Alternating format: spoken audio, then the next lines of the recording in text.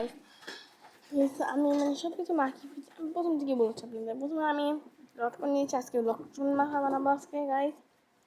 প্রথমে আমি সর্বপ্রথম লটকন ওগুলোকে ছিলেছি, তারপরে লটকন ভালোভাবে এখানে মরিচের গুঁড়া দিয়েছি এবং হালকা একটু পানি দিয়েছি। তো এখন আমি পানিটা দেবো। আর হ্যাঁ, লবণ এবং মরিচের গুঁড়া কিন্তু পরিমাণ মতো দেবেন হবে, কারণ না হলে খেতে এগুলো মজাই লাগে না। সাথে একটু লেবুও দিতে পারেন আপনাদের মন চাইলে। আমি ওগুলো দিচ্ছি। লটকনটাকে মাখিয়ে লবণ দিয়ে ভালোভাবে তারপরে খেয়ে ফেলবো। অনেক কষ্ট করার পর মেখে গেছে, এখন একটু এক চামচি খেয়ে নিয়ে।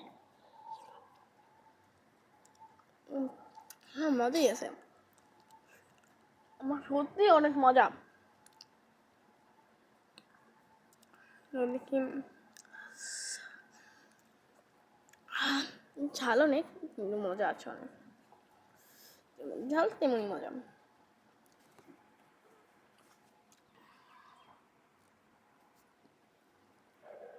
আজকের মতো টাটা, সবাই মাখিয়ে খেয়ে দেখেন, খুবই মজার। ওকে, আলবিদা, আবার দেখা হবে নেক্সট ভিডিওতে।